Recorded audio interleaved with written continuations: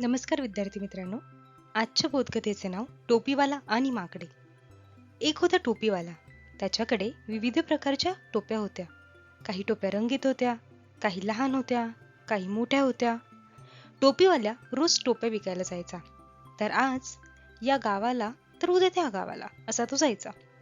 त्याच्या टोप्या लहान मुलांना खूप आवडत. मुले त्याच्याकडून टोप्या विकत घेत.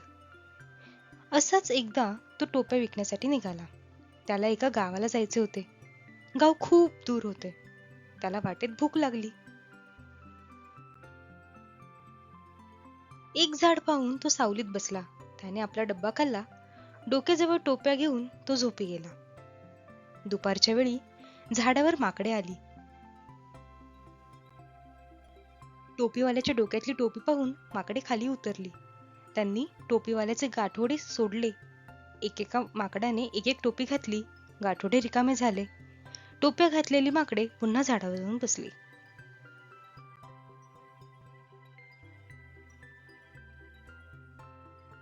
थोड्या वेळाने टोपीवाला जागा झाला. त्याने टोप्यांचे गाठोडे पाहिले. गाठोडे सुटले होते. त्यात टोप्या नव्हत्या. टोप्या गायब झाल्या होत्या. त्याने इकडे तिकडे पाहिले. टोप्या कुठे दिसेनात. त्याची नजर वर गेली.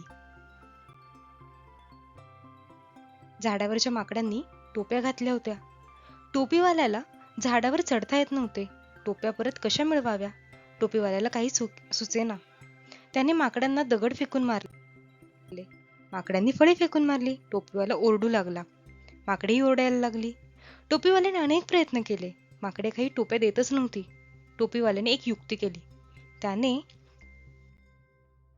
आपल्या डोक्यातली टोपी जमिनीवर काढून फेकली आणि दगडावर जाऊन बसला. माकडांनीही तसेच केले. आपापल्या डोक्यातल्या टोप्या काढून खाली फेकल्या आणि फांदीवर जाऊन बसले. टोप्या खाली पडलेल्या पाहताच टोपीवाला उठला. त्याने सर्व टोप्या गोळा केल्या. आपले गाठोडे नीट बांधले. गाठोडे खांद्यावर घेऊन तो टोप्या विकण्यासाठी दुसऱ्या गावाला निघाला. तर आपण या बोधकथेतून काय शिकतो? शक्तीपेक्षा युक्ती अनेक वेळा उपयोगी पडते.